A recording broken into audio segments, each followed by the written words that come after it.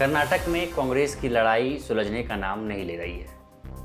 DK Shiv Kumar के मुख्यमंत्री बनने में क्या पेच फंसा है, इस पर भी हम बात करेंगे।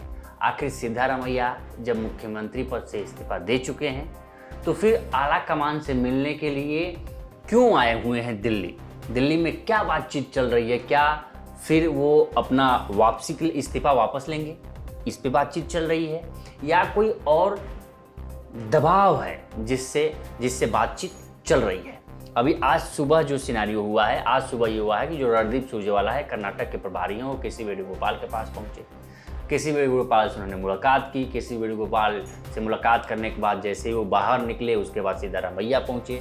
सिद्धारमैया की वहाँ से बात हुई। वहाँ से सिद्धारमैया जैसे ही केसी वेणुगोपाल के पास से पहुंचे तो खड़गे साहब से मिलने गए।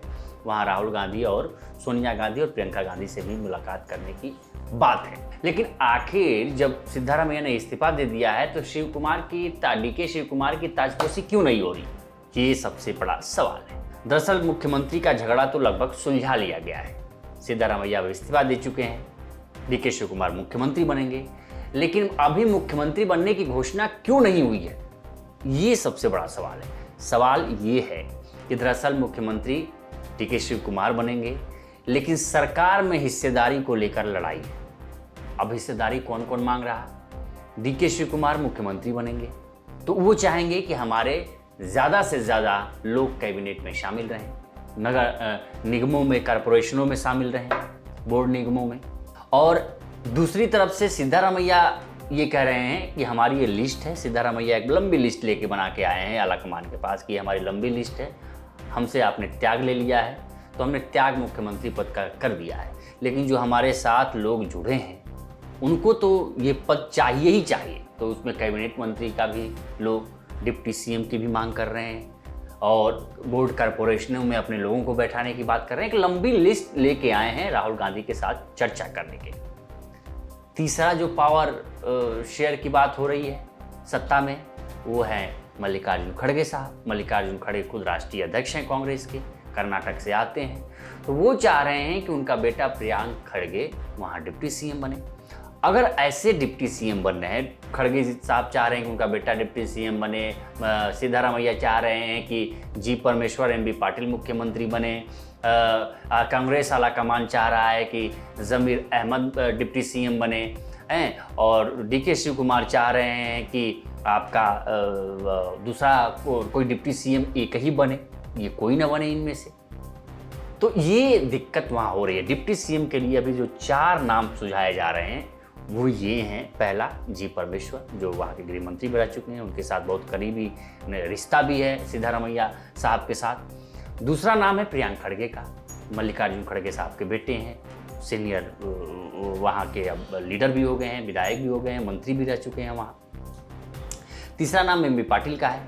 एमबी पाटिल लिंगायत समुदाय, जो सबसे ज़्यादा, सबसे बड़ी तादाद और सबसे प्रोमिनेंट जाति है वहाँ लिंगायत समुदाय, उससे वो आते हैं। तो वो मांग कर रहे हैं, उनके लोग मांग कर रहे हैं कि भाई मुख्यमंत्री नहीं देंगे तो कम से कम डिप्टी सीएम उनको बनाइए। तीसरा चौथा जो नाम है केजे जॉर्ज का है। केजे जॉर्ज क्रिश्चियन है और क्रिश्चियन अच्छी आबादी है केरल और कर्नाटक में, अल्पसंख्यक भी हैं और 5-6 बार के वो भी विधायक रह चुके हैं।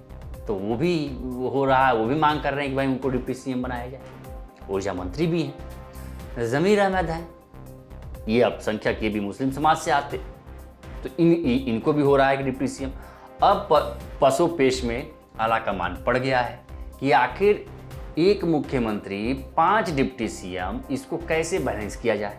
और अहिंदा जो समर्थक हैं, यानी कि अहिंदा मतलब कि अल्पसंख्यक, ओबीसी और दलित, ये 3 जातियां जो हैं, 3 समुदाय जो हैं, वो कोर वोट बैंक रहे हैं सिद्धारमैया के। और सिद्धारमैया जब मुख्यमंत्री पद से उतरे हैं तो निश्चित रूप से उनको बैलेंस करने के लिए तीनों समुदाय से कोई ना कोई होना चाहिए।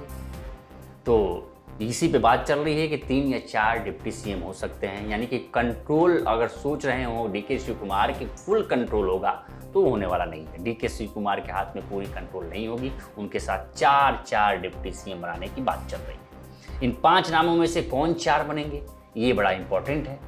प्रियांक खड़गे बनेंगे, जी परमेश्वर बनेंगे, एमबी पाटिल बनेंगे, के जॉर्ज बनेंगे, जमीर अहमद बनेंगे। अभी कहीं 5 तो नहीं बनाना पड़ेगा डिप्टी सीएम?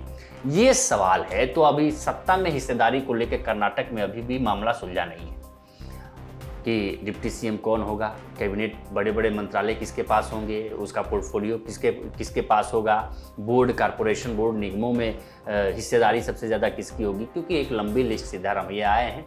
वो आज मिलने वाला, कल ही आने वाले थे, कल शाम 4:30 बजे उनकी फ्लाइट थी, लेकिन वो चले गए राजस्थान मौसम खराब होने की वजह से। तो वहाँ उन्होंने थोड़ी मुलाकात अपने कांग्रेस के पूर्व मुख्यमंत्री, राजस्थान कांग्रेस के पूर्व मुख्यमंत्री रहे अशोक गहलोत से भी मुलाकात कर ली। वहाँ भी एक रेजिम चेंज होने वाला है कांग्रेस में। कहा यह जा रहा है कि अब अशोक गहलोत का दौर खत्म हो गया है, सचिन पायलट की वापसी होगी। तो सचिन पायलट हो सकता है कि वहाँ प्रदेश अध्यक्ष बनाए जाए, क्योंकि कार्यकाल गोविंद सिंह डोटासरा का खत्म होने वाला है। टीकाराम जूली वहाँ नेता प्रतिपक्ष की भूमिका में है। तो हो सकता है कि जब सचिन पायलट की वापसी हो, क्योंकि वहाँ के युवाओं में सचिन पायलट की पकड़ सबसे ज़्यादा है। अब चूंकि आज आ गए हैं, तो आज केसी वेणुगोपाल को जो लिस्ट उन्होंने सौंपी है और राहुल गांधी के साथ चर्चा करेंगे कि भाई हमारे लोगों को सीट, क्योंकि उन्होंने ऐलान कर दिया है और उस पर भी बात होगी राज्यसभा की सीट पे। उन्होंने कहा कि राज्यसभा की सीट हमने ठुकरा दी है, हम नहीं चाहते कि हम दिल्ली में जाएं, भले हम मुख्यमंत्री नहीं हैं लेकिन अपने लोगों के बीच रहेंगे।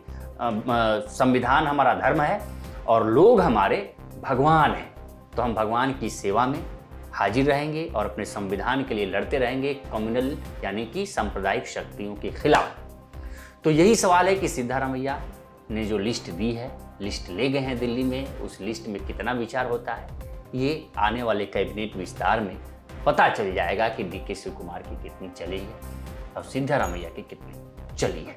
लेकिन सवाल यही है कि क्या मुख्यमंत्री नेतृत्व बदलने से कर्नाटक की तस्वीर बदल जाएगी? ये 2028 के चुनाव में पता चलेगा कि कर्नाटक में किसकी सरकार बनती है। इस पर आपकी क्या राय है, हमें कमेंट करिए सेक्शन में और बताइए अपनी राय कि क्या कर्नाटक के प्रदेश अध्यक्ष का पद किसको दिया जाना चाहिए, क्योंकि मुख्यमंत्री बन जाएंगे डीके शिवकुमार, तो प्रदेश अध्यक्ष कौन होना चाहिए? एक नाम बहुत आगे चल रहा है, श्रीनिवास बेदी का। वो IOIC के अध्यक्ष भी रह चुके हैं और बहुत जुझारू अध्यक्ष रहे हैं, वो बहुत शानदार अध्यक्ष रहे हैं कांग्रेस के IOIC के। तो हो सकता है कर्नाटक के वो हैं, कर्नाटक का युवा चेहरा है, राहुल गांधी के बहुत करीबी हैं, तो हो सकता है कि उनको प्रदेश अध्यक्ष की जिम्मेदारी सौंपी जाए। और इसके लिए ना डीके शिवकुमार नाराज होंगे और ना ही सिद्धारमैया, क्योंकि वो दोनों के करीबी हैं। तो आपकी क्या राय है, हमें कमेंट करिए, जरूर बताइए। देखते हैं लोकमत टीवी। नमस्कार।